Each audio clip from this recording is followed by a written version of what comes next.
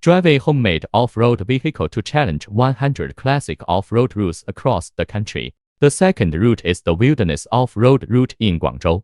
The electric four-wheel drive off-road vehicle has successfully crossed the river. The next one is a diesel hunting vehicle, which is rear-wheel drive and uses a 1.6 Toyota engine. Let's see how the rear-wheel drive vehicle performs.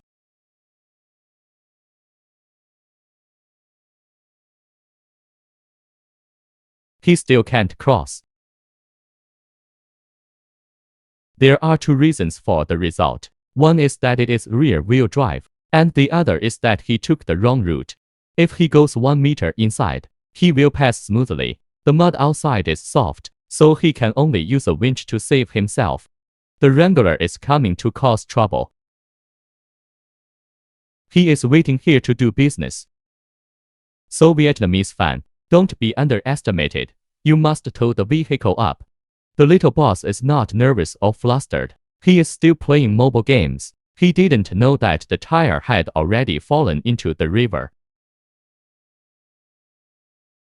The pure electric UTV four-wheel drive is still very powerful. Although it cannot save others, it can protect itself.